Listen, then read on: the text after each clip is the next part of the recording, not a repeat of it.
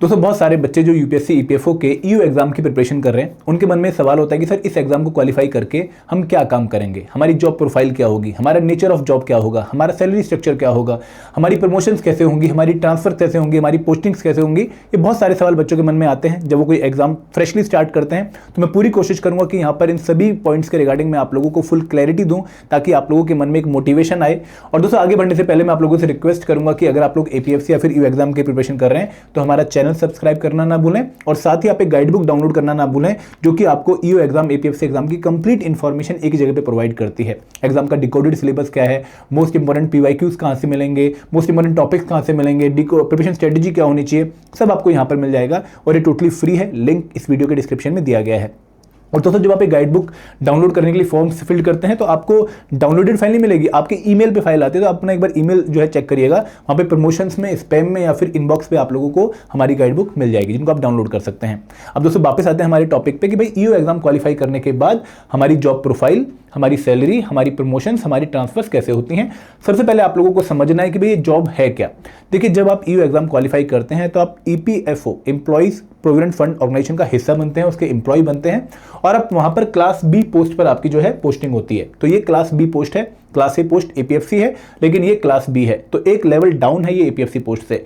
और इसका जो पे मैट्रिक्स 7 पे कमीशन के हिसाब से है लेवल 8, मतलब आप लोगों को जो पेमेंट मिलेगा वो लगभग लेवल 8 के हिसाब से मिलेगा। और दोस्तों यहाँ पर रूल ये है, इनके एक्ट में लिखा हुआ है कि भाई जो अलाउंसेस, जो पर्क्स एक सेंट्रल गवर्नमेंट एम्प्लॉय को मिलते हैं उसकी सर्विसेज के दौरान, वही सेम चीज़ें आपको भी मिलेंगी। तो ईपीएफओ ईओ जो पोस्ट है, भले ही वो सेंट्रल गवर्नमेंट जॉब नहीं है, लेकिन यहाँ पर आपके जो पर्क्स, अलाउंसेस, सैलरी स्ट्रक्चर है वो एक सेंट्रल गवर्नमेंट एम्प्लॉय के इक्विवेलेंट ही रहता है। एक नॉन गैजेटेड पोस्ट है, ठीक है, परमानेंट नेचर की जॉब है। अगर आप एक बार क्वालिफाई कर लेंगे तो आप कॉन्ट्रेक्चुअल बेसिस पे नहीं, आप टेम्पररी बेसिस पे नहीं, आप परमानेंट बेसिस पे ईपीएफओ का हिस्सा बनते हैं। टिल रिटायरमेंट आप वहां पर काम कर सकते हैं। हाँ, अगर आप कुछ गलत कर दो तो आपको निकाला जा सकता है, बट एज सच आप लोग जो है टिल रिटायरमेंट वहां पर अपनी जॉब एंजॉय कर सकते हैं। तो यहां से हमें क्या पॉइंट मिलता है कि भाई स्टेबल जॉब है, स्टेबिलिटी वाली जॉब है। एक बार एग्जाम क्वालिफाई करके हम अपनी लाइफ सेट कर सकते हैं। नॉन मिनिस्ट्रियल पोस्ट है, एज सच किसी मिनिस्ट्री के डायरेक्ट कंट्रोल में नहीं आती है।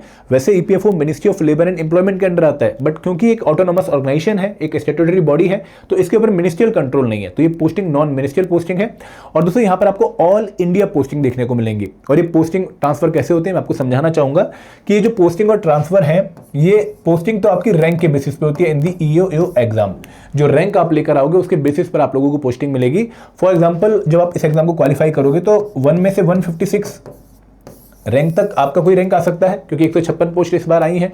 तो अगर फॉर एग्जांपल आपका रैंक 2 आता है, ठीक है, और किसी का रैंक 1 है, तो जब आप इस एग्जाम का पूरा प्रोसेस कंप्लीट कर लोगे तो आपको एक प्रेफरेंस टेबल मिलेगा फ्रॉम एपीएफओ, जहां पर आपको सारे सेंटर की लिस्ट मिलेगी, 1 से लेकर 128 सेंटर तक की लिस्ट आपको मिलेगी। आपको उनमें अपनी प्रेफरेंस के हिसाब से 1, 2, 3, 4 आप किसको क्या प्रेफरेंस दे रहे हो, आपको 128 तक जो है सेंटर मार्क करके देने। कि भाई मेरी पहली प्रेफरेंस करनाल है, मेरी सेकंड प्रेफरेंस रोहतक है, मेरी थर्ड प्रेफरेंस चंडीगढ़ है, मेरी फोर्थ प्रेफरेंस पटियाला है, मेरी फिफ्थ प्रेफरेंस शिमला है। तो आप सारी प्रेफरेंस 128 देंगे, आपको रैंक के हिसाब से वो प्रेफरेंस एलोकेट की जाएंगी। फॉर एग्जांपल अगर फर्स्ट रैंक वाले को उसकी फर्स्ट प्रेफरेंस मिल गई, अगर आपकी भी वही फर्स्ट प्रेफरेंस थी, तो उस केस में क्योंकि वो एलोकेट ऑलरेडी फर्स्ट रैंक को हो गई, तो आपको अब अपनी सेकंड प्रेफरेंस मिलेगी, जो कि आपकी अब नेचुरल नंबर पे आ चुकी है। तो सेकंड नंबर पे आपको जो प्रेफरेंस थी वो आपको मिलेगी, क्योंकि पहली प्रेफरेंस कोई और ले गया। लेकिन अगर पहली प्रेफरेंस कोई और ना लेके गया हो तो आपको अपनी पहली प्रेफरेंस भी मिल सकती है। तो यहाँ पर जितना अच्छा रैंक आएगा उसके हिसाब से आपको अपनी पोस्टिंग मिल सकती है। अब दोस्तों क्या यहाँ पर होम पोस्टिंग मिल सकती है? अगेन आपका क्वेश्चन इसी पॉइंट से आंसर होता है कि अगर आप रैंक अच्छा लेकर आओगे तो आपको होम पोस्टिंग भी देखने को मिल सकती है। बट क्या ये होम पोस्टिंग हमारी पूरी लाइफ के लिए हमें मिल सकती है? नहीं दोस्तों, यहाँ पर एक पर्टिकुलर रीजन में, एक पर्टिकुलर जोन में आप 9 साल तक अपनी जॉब एंजॉय कर सकते हो। फॉर एग्जांपल अगर किसी को हरियाणा में पोस्टिंग मिली है तो आप 9 साल तक हरियाणा के अंदर रह सकते हो, लेकिन एक ऑफिस में हरियाणा के आप 3 साल तक रह सकते हो। अब क्योंकि हरियाणा में 4 ऑफिस हैं तो आपको 3 साल बाद किसी और ऑफिस में ट्रांसफर मिलेगी, उसके 3 साल बाद आपको किसी और ऑफिस में ट्रांसफर मिलेगी, और 9 साल बाद आपको हरियाणा से शिफ्ट होकर कहीं और जाना पड़ेगा। यही स्ट्रक्चर है।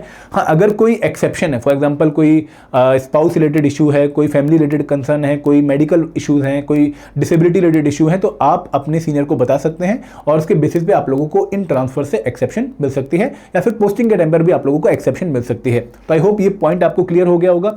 आगे बढ़ते हैं। अब दोस्तों बात करते हैं रिक्रूटमेंट ऑफ ईओ की। देखिए, जब आप ये एग्जाम देने जा रहे हैं तो आप बेसिकली डायरेक्ट रिक्रूटमेंट के थ्रू ईओ पोस्ट पे सिलेक्ट हो रहे हैं। ठीक है, यहाँ पर आप कोई प्रमोशन या फिर कोई सिफारिश लेके नहीं जा रहे हैं। दो तरीके से ईओ पोस्ट पे भर्ती होती है। पहली भर्ती का स्टाइल क्या है कि भाई जो लोग ईपीएफओ में ऑलरेडी ईओ पोस्ट से नीचे पोस्ट पे काम कर रहे हैं, जस्ट लेवल 7 या लेवल 6 पे काम कर रहे हैं, उनमें से कुछ लोगों को प्रमोट होकर ईओ बनाया जाएगा। तो जो प्रमोशन है एसएसए की, उनके थ्रू आप लोगों को ईओ में कुछ भर्ती फिल होती हुई दिखेंगी। लेकिन दूसरा स्टाइल क्या है कि भाई डायरेक्ट रिक्रूटमेंट। अब डायरेक्ट रिक्रूटमेंट कैसे होती है कि ईपीएफओ रिक्वेस्ट करता है यूपीएससी को कि भाई आप मेरी पोस्ट के लिए एग्जाम कंडक्ट करवाओ। वो उनको नंबर ऑफ वैकेंसीज बताता है कि भाई कितनी वैकेंसीज खाली हैं, और फिर यूपीएससी एग्जाम कंडक्ट करता है। तो यहाँ पे जो एग्जाम है वो यूपीएससी के द्वारा कंडक्ट किया जाता है फॉर डायरेक्ट रिक्रूटमेंट। ये नॉट रेगुलर एग्जाम है, नॉन रेगुलर एग्जाम है। 2017 में हुआ, फिर 21 में हुआ, फिर 23 में हुआ, और 2 स्टेज एग्जाम प्रोसेस है। जैसा कि आप लोगों को पता भी है कि एक रिक्रूटमेंट टेस्ट है, ऑफलाइन ऑब्जेक्टिव पेपर, और फिर आप लोगों को इंटरव्यू देने का मौका मिलेगा। जब आप इस पोस्ट पे सिलेक्ट हो जाओगे तो आप लोगों को काम करने से पहले या फिर जिम्मेदारी निभाने से पहले आपको ट्रेनिंग दी जाएगी। ऑन द जॉब ट्रेनिंग होती है, फिर 3 महीने की ट्रेनिंग होती है Pandit Deendayal Upadhyaya national academy for social security, जो कि दिल्ली में है। कई बार आपकी नेशनल लॉ यूनिवर्सिटी में लीगल जो है फील्ड से रिलेटेड ट्रेनिंग भी होती है। तो आप लोगों को लगभग 1-1.5 साल जो है ट्रेनिंग मिलती है on the job, of the job, और इसके साथ आप लोगों को प्रोबेशन पीरियड भी 2 साल का सर्व करना पड़ता है। उसके बाद आप लोग प्रॉपर जो है जिम्मेदारी निभाना शुरू करते हैं। कुछ केसेस में अगर रिक्वायरमेंट है तो आपको पहले भी काम एलोकेट हो जाता है, बट ट्रेनिंग आपकी ड्यूरिंग जॉब भी चलती रहती है। आगे बढ़ते हैं।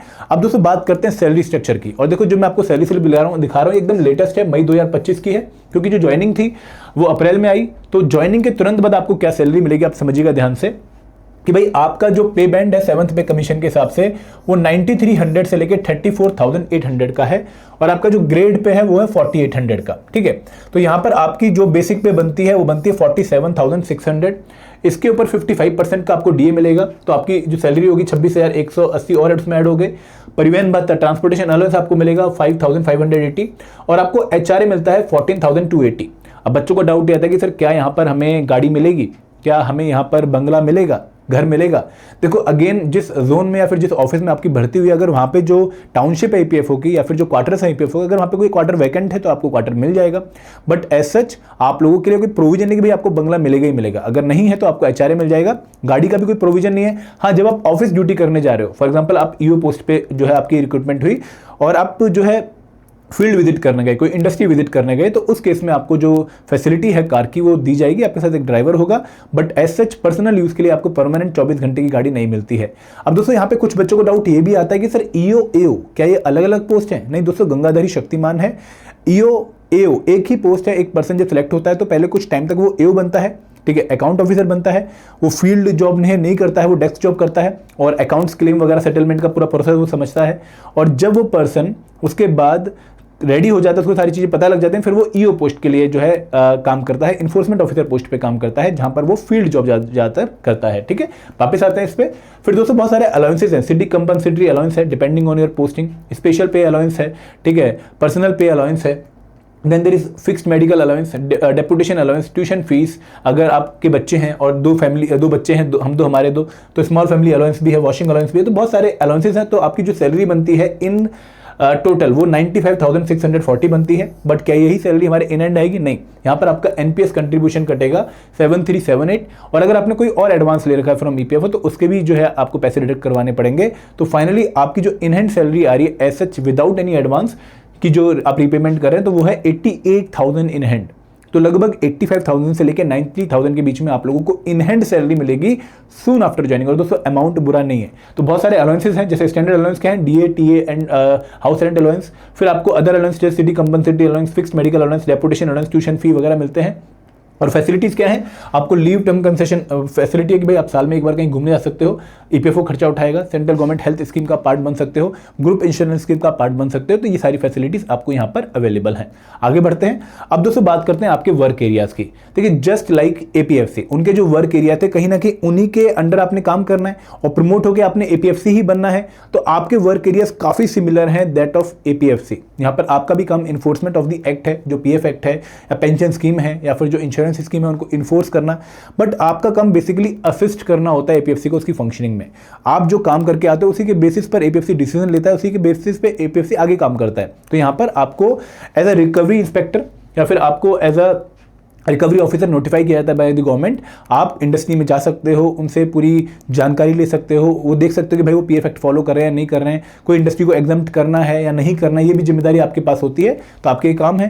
देन दोस्तों आपके जो ट्रेनिंग होती है वहाँ पर आपको थोड़ा एडमिनिस्ट्रेटिव वर्क के रिगार्डिंग में समझाया जाता है, क्योंकि कई बार जब एपीएफसी नहीं होता या फिर कोई और सिचुएशन है तो उस केस में आपको भी जिम्मेदारी निभानी पड़ेगी।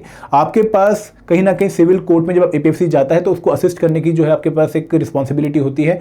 आप डिस्प्यूट जो इंडस्ट्री में हो रहे हैं या फिर क्लेम सेटलमेंट में कोई जो है डिस्प्यूट हो रहे हैं उनमें भी आप जो है एडजुकेट करने की पावर रखते हो। प्लस आपको पीआरओ कई बार जो है बनाया जाता है, पब्लिक रिलेशन ऑफिसर, जहाँ पे आप लोगों से डील करते हो। अगेन एक बहुत अच्छी प्रोफाइल है जहाँ पर आप जो last man in the Q उसकी हेल्प कर सकते हो। एंड दोस्तों थोड़ी सी इंटरेक्टिव पोस्ट है, यहाँ पर आप लेबर से डायरेक्टली डील कर पाते हो, आप फील्ड में विजिट करके उनसे बात करके पाते हो, तो एक अच्छी जॉब प्रोफाइल वर्क फंक्शन आपको देखने को मिलेगा। और यहाँ पर कई बार जब आप आगे बढ़ते हो तो आपको जो है एक बहुत इंपॉर्टेंट एरिया जो है वो फील्ड विजिट वाला, उसमें आपको जो है काफ़ी पावर दी जाती है। तो आप इस पर्टिकुलर पोस्ट को पक्का एंजॉय करोगे जब आप इस पर्टिकुलर पोस्ट पे हो, क्योंकि आप लोगों को दिख रहा होगा कि यार अगर मैं इंडस्ट्री में जा रहा हूँ और कोई लेबर क्लास जो है वो उसका जो है शोषण हो रहा है, उसका जो है हैरेसमेंट हो रहा है, तो आप उनके खिलाफ एक्शन ले सकते हो जो एम्प्लॉय उनके हैं। ठीक है, अब दोस्तों यहाँ पर आपको कौन कौन से एम्प्लॉयर जो हैं जो डिपार्टमेंट में काम करने का मौका मिल सकता है, अकाउंट्स डिपार्टमेंट में, क्लेम सेटलमेंट डिपार्टमेंट और कंप्लायंस डिपार्टमेंट में। जनरली आपकी ट्रेनिंग इन डिपार्टमेंट्स में पहले होती है, फिर आपको कई बार आरटीआई में जो है भेज दिया जाता है, जहां पर आप रिप्लाईज देखते हो कि भाई कैसे रिप्लाई हो रहे हैं, फिर उनको सीखते हो रिप्लाई करना, ये सारी जिम्मेदारी आपकी होती है। अब दोस्तों अगर मैं प्रमोशन की बात करूं तो आप यहां पर ईओए पोस्ट लेवल 8 पे भर्ती हो रहे हो।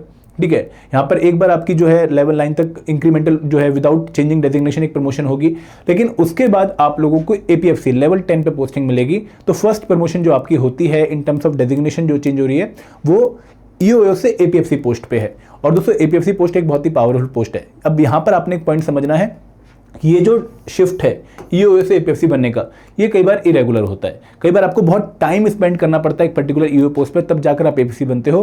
ठीक है, कई बार लोगों को 5 साल भी लगे हैं, कई बार लोगों को 8 साल भी लगे हैं, कई बार लोगों को 10 साल भी लगे हैं। तो यहाँ पर प्रमोशंस रेगुलर नहीं है, लेकिन एपीएफसी बनने के बाद आपको रेगुलर प्रमोशन देखने को मिलेंगी, जो मैंने आपको पहले भी एक्सप्लेन किया था। तो एपीएफसी के बाद आप आरपीएफसी 2 बनते हैं, फिर आरपीएफसी 1 बनते हैं, फिर आप एडिशनल सीपीएफसी 2 बनते हैं, एडिशनल सीपीएफसी 1 बनते हैं। तो जनरली इस लेवल तक जो है ईओए पहुंच पाता है। ठीक है, उसके बाद आप लोगों की रिटायरमेंट की एज आ जाती है। तो अगेन एक अच्छी अपॉर्चुनिटी तो है, बट अगेन मैं यहाँ पर ये बोलूँगा कि अगर आपको मौका मिलता है ईओए पोस्ट एपीएफसी पोस्ट के लिए प्रिपेयर करने का, तो आप उस पोस्ट पे जाइए, वो क्योंकि बेटर पोस्ट है। ठीक है, तो ये थी इन्फॉर्मेशन रिगार्डिंग प्रमोशन। अब दोस्तों बच्चों के सवाल होते हैं कि सर क्या यहाँ पर वर्क लाइफ बैलेंस होगा? बिल्कुल होगा। तो एक अच्छा वर्क लाइफ बैलेंस देखने को मिलेगा, क्योंकि आपकी जो जॉब है वो 9:30 से 6:30 के आसपास की जॉब है।